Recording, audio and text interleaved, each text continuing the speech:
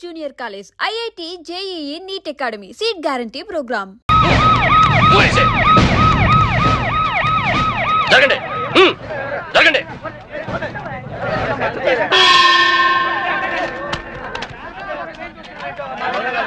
ఎలా జరిగింది? రైలు కింద తలపెట్టాడు మేడం. Suicide case. ఎవరు చెప్పారు? పబ్లిక్. మీరేమనుకుంటున్నారు? నేను అదే అనుకుంటున్నాను. నిన్నటి నుంచి ఈ రూట్ లో రైలు రోకో జరుగుతుంది. రైలు రోకో జరుగుతుండగా ఈ రూట్ లో ట్రైన్లు వస్తాయా? రావు మేడం. ట్రైన్ రానప్పుడు సూసైడ్ చేసుకునే అవకాశం ఉందా? లేదు మేడం. మరి సూసైడ్ అని మీరు ఎలా కన్ఫర్మ్ చేశారు? చేతిలో లాఠీ ఉంటే సరిపోదు, తల్లో బ్రెయిన్ ఉండాలి. ముందు బాడీని పోస్ట్ మార్టానికి పంపించండి. Yes madam.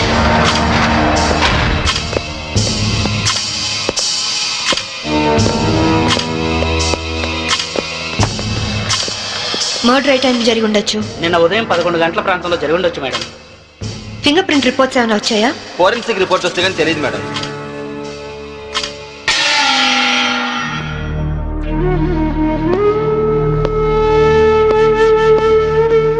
నమస్తే అమ్మా, నా పేరు సాంబవి. మీ ఆయన కేసు ఇన్వెస్టిగేట్ చేయడానికి వచ్చాను. మీరు నాకు సహకరించాలి.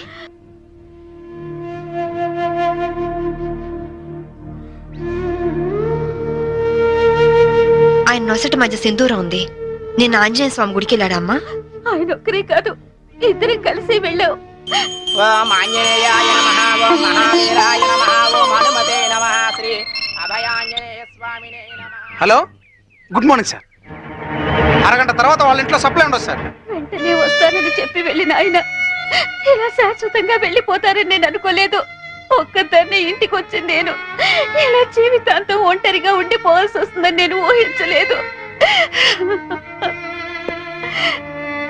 బాధపడకండి, కానీ మీ నాతో ఒకసారి గుడికి రావాలి.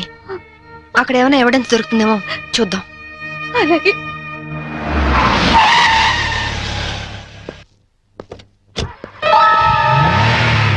గేట్ తాళం తీ.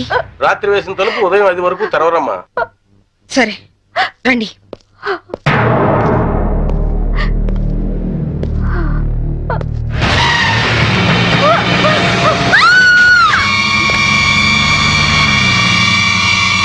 చూడండి చూడండి చూడండి,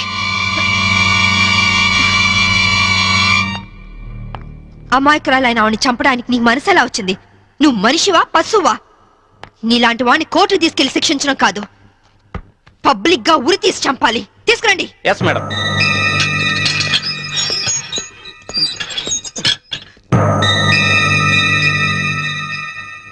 డ్రైవర్ గా నీ ఎక్స్పీరియన్స్ ఎంత ఉండొచ్చు? 20 ఏళ్ళు మేడం. 20 ఏళ్ళు ఎక్స్పీరియన్స్ ఉండి అంత నిర్లక్ష్యంగా నడిపి యాక్సిడెంట్ చేసావంటే నేను నమ్మను. అప్పుడు నేను తాగున్నానమ్మా. ఏం చేస్తున్నానో తెలియని మైకంలో అలా జరిగిపోయిందమ్మా. ఏయ్! ఎవరో చేసిన తప్పుకి నువ్వు బలిపశువు కావద్దు. వాళ్ళని శిక్ష నుంచి తప్పించడానికి నేరం నీ మీద వేసుకోవద్దు. నేరం రుజువు అవుతే నీకేం శిక్ష పడుతుందో తెలుసా? ఉరి శిక్ష. తప్పు చేశాక శిక్ష తప్పదుగా మేడం. అవును, తప్పదు. లక్ష్మి, యాండి నువ్వెందుకు వచ్చావు ఇక్కడికి? What happened? Andy, brothel case madam. నాకేం తెలీదు, నేనే పాపం చేయలేదండి. తప్పు చేస్తూ దొరికిపోయిన ప్రతి వాళ్ళు చెప్పేది ఇదే. రై, ఏం జరిగిందో నువ్వు చెప్పు. బుద్ధిగడి తిని 1000 రూపాయలు ఇచ్చిన ఐటమ్ తేవిని బుక్ చేసుకున్నాను. సడన్ గా రైడింగ్ జరిగింది, ఇద్దరం దొరికిపోయాం. ఇదంతా కట్టు కదా అమ్మా. వీళ్ళ మాటలు నమ్మొద్దమ్మా. నా భార్య నిప్పు ఇట్లాంటి తప్పు పనులు చచ్చినా చేయదు. ఇదంతా కట్టు కదా. రాత్రంతా నీ భార్యతో గడిపిన వీడు చెప్పేది, రైడ్ చేసి రెడ్ హ్యాండెడ్ గా వీళ్ళిద్దరిని పట్టుకుని ఎస్ఐ చెప్పేది నీ కట్టు కథలా ఉందా? ఖచ్చితంగా ఇది కట్టు కదా. అంటే నేను చెప్పేది కట్టు కదా, వాళ్ళు చెప్పేది కట్టు కదా. నువ్వు చెప్పేది నిజమని ఎలా నమ్మమంటావు? రాత్రంతా నేను నా పిల్ల మా ఇంట్లోనే ఉన్నాం. ఓ, అయితే నిన్న రాత్రి కార్ డ్రైవ్ చేసింది, యాక్సిడెంట్ చేసావని చంపింది నువ్వు కాదన్నమాట. I'm I right? చెప్పు, కార్ నడిపింది ఎవరు? ఆ దారుణాన్ని కారణం ఎవరో చెప్పు. ధనరాజు గారి తమ్ముడు బాలరాజేనమ్మా. నేను యాక్సిడెంట్ చేసినట్టు ఒప్పుకుంటే లక్షిస్తామన్నా, లేకపోతే నన్ను నా భార్యను చంపేస్తామని బెదిరించారమ్మా. నీ ప్రాణానికి వచ్చిన భయమేం లేదు. ఇక్కడ చెప్పిందే రేపు కోర్టులో చెప్పాలి.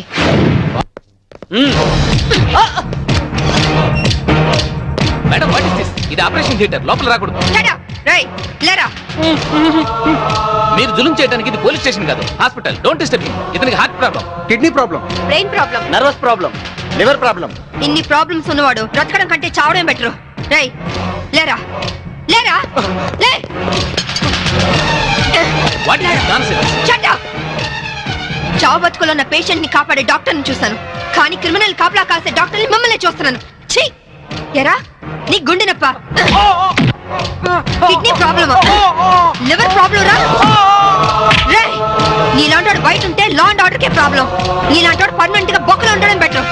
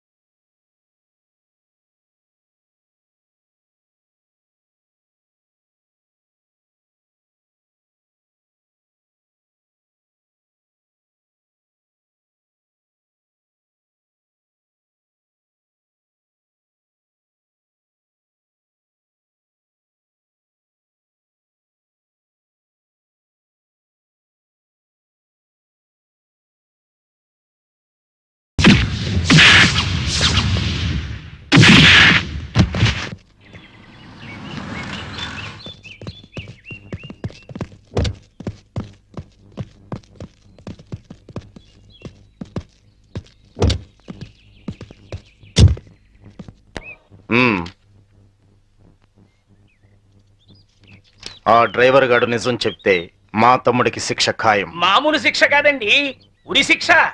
హిందీ మే फांसी का सजा बोलते हैं. अब అవును, వాడిని స్టేషన్ లోనే లేపేస్తే అదంత ఈజీ కాదు. నైట్ అంతా శాంభవి వాడే కాపలా ఉంటుంది. అయితే ఇప్పుడెలా? రేపొద్దున శాంభవి ఇంటికెళ్ళి కోర్టుకెళ్లే గ్యాప్ లో మీరు పోలీస్ స్టేషన్కి వెళ్ళి వాడిని లేపేయండి. उड़ा दो. ఓకే అన్నా. త్వరగా డ్రైవర్ తీసుకురావయ్యా, కోర్టు టైం అవుతుంది. Yes sir.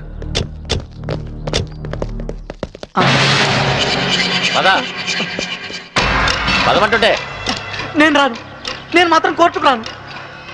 ఒకవేళ మీరు నన్ను బలవంతంగా తీసుకెళ్ళినా బండి తోలేని ధనరాజు తమ్ముడు అని చెప్పను, నేను తోలేనని ఒప్పుకుంటాను. నిన్న మేడం అడిగితే సాక్ష్యం చెప్తా అన్నావు. చెబితే వాళ్ళు నన్ను చంపేస్తారు. రేయ్, చెప్పకపోతే నేను చంపుతా. చెప్తావా లేదా? నేను చెప్పను. అబ్బా! అబ్బా! అయ్యో! అబ్బా! చెప్తావా లేదా? రేయ్, చెప్పరా? అయ్యో! అబ్బా! చెప్పరా? రేయ్, కొట్టొద్దు. చెప్తావా లేదా? అబ్బా!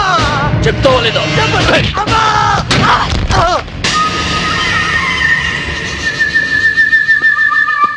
ఎలా ఉన్నాడు? దెబ్బ తగలరాని చోట తగిలినట్టుంది సార్. చనిపోయాడు. చచ్చిపోయాడా? అవును సార్. అన్న, సిఏ డ్రైవర్ గారిని కోర్టులో సాక్ష్యం చెప్పమని కొడితే వాడు చచ్చాడు. అలాగే అన్న. పోలీసులు నశించాలి, పోలీసులు నశించాలి, పోలీసులు నశించాలి, పోలీసులు నశించాలి, పోలీసులు నశించాలి, పోలీసులు నశించాలి. ACP Shambhavi down down, ACP Shambhavi down down, ACP Shambhavi down down, ACP order order. What is this nonsense? ఎవరు మీరు? వీళ్ళంతా ఈ కేసుకు సంబంధించిన వాళ్ళే యువర్ ఆనర్. అవును సార్, ముద్దాయిగా బోన్లో నిలబడ్డది మా తమ్ముడే, కానీ ఇప్పుడు నిలబడాల్సింది వాడు కాదు, ఈ ఏసీపీ శాంభవి. ఏమైంది? ఎలా జరిగింది? I'm sorry madam. అనుకోకుండా జరిగిపోయింది.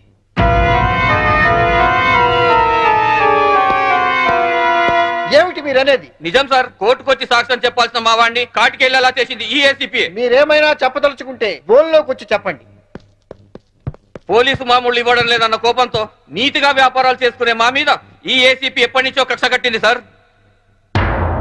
యాక్సిడెంట్ చేసిన మా డ్రైవర్ తప్పు చేసింది తానేని ఒప్పుకొని లొంగిపోయినా వినకుండా మా అన్నయ్యని ఎలాగైనా ఈ కేసులో ఇరికించాలని చూస్తాం సార్. యాక్సిడెంట్ చేసింది మా తమ్ముడేనని కోర్టులో తప్పుడు సాక్ష్యం చెప్పమని మా డ్రైవర్ ను కోరింది. విశ్వాసపాత్రుడైన వాడు చెప్పనన్నందుకు లాఠీలతో కొట్టించి చంపించింది. యువర్ ఆనర్, అతను చెప్పేది పచ్చి నిజం. పోలీసుల దౌర్జన్యానికి, అరాచకానికి ఈ లాకప్ డెత్ నిలువుటద్దం లాంటిది. ఇలాంటి సంఘటన మళ్ళీ మళ్ళీ రిపీట్ కాకుండా ఉండాలంటే ఈ డ్రైవర్ సావుకు కారణమైన ఏసీపీ శాంభవిని, ఆ స్టేషన్ సిఐని సస్పెండ్ చేసి కఠినంగా శిక్షించాల్సిందిగా కోర్టు వారిని కోరుతున్నాను. That's all your honour. ACP గారు, what is your explanation? Vigilance officer భార్యను చంపింది బాలరాజే అని చెప్పడానికి ఈ డ్రైవరే సాక్ష్యం. ఆ డ్రైవర్ ఇప్పుడు శవంగా మారాడు కదా, సాక్షి ఎలా చెప్తాడు? ఈవిడకు మెంటలెక్కింది సార్.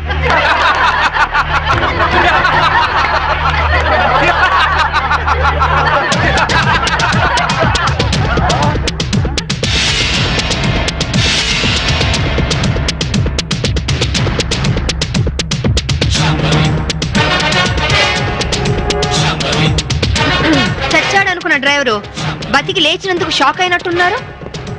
మీ మొహాల మీద నీళ్లు కొట్టించాలా లేక మిమ్మల్ని కూడా జైల్లో పెట్టించాలా? మిసెస్ శాంభవి, ఏమిటిదంతా? 1 minute యువర్ ఆనర్.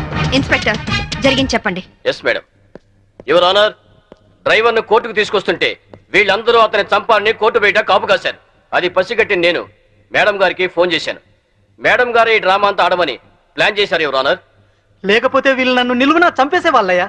ఆఫీసర్ భార్యని యాక్సిడెంట్ చేసి చంపేసింది ఈ బాలరాజే. వీడు చెప్పేది అబద్ధం సార్. యువర్ ఆనర్, నిజాలు తేల్చాల్సింది న్యాయస్థానం. విజిలెన్స్ ఆఫీసర్ భార్య ప్రాణాలు తీసిన ఇతన్ని కఠినంగా శిక్షించవలసిందిగా కోర్టు వారిని కోరుతున్నాను. That's all your honour.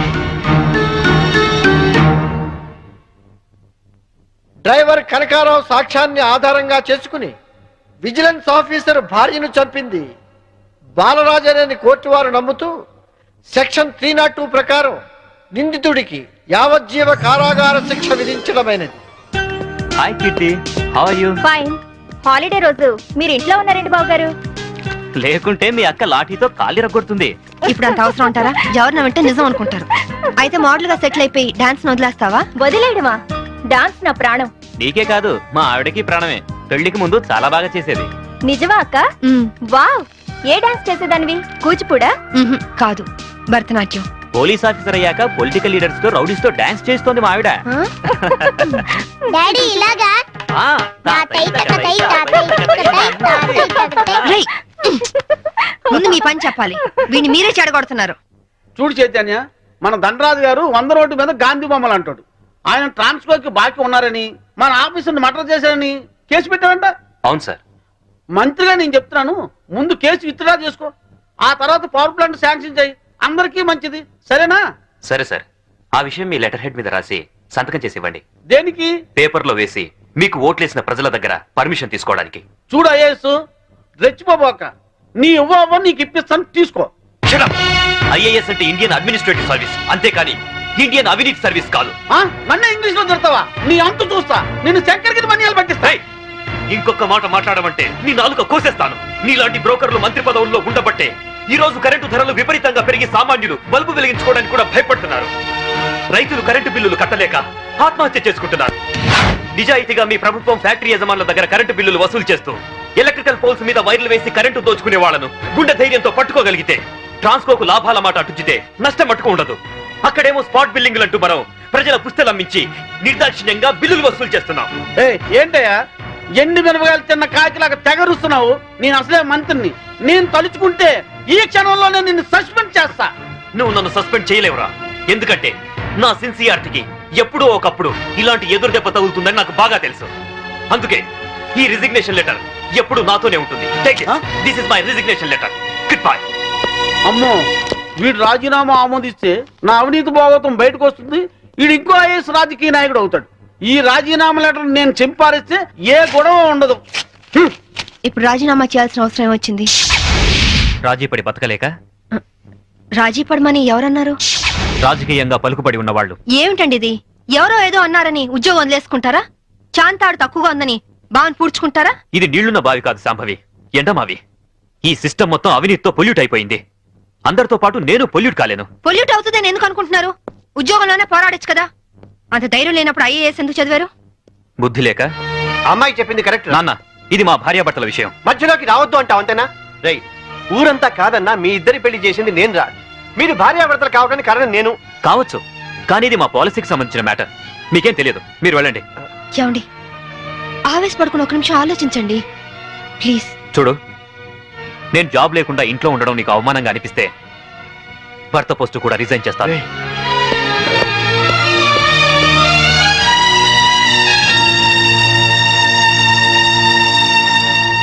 Lower court తీర్పును మరియు ఈ కేసుకు సంబంధించిన సాక్ష్యాధారాలను పరిశీలించిన మీదట ఈ వ్యక్తే నేరస్తులను రుజువైంది. కానీ ఇతని మానసిక పరిస్థితి బాగోలేనందున ఈ వ్యక్తిని మానసిక చికిత్సాలయంలో ఉంచి శిక్షాకాలను పూర్తి చేయవలసిందిగా ఈ కోర్టు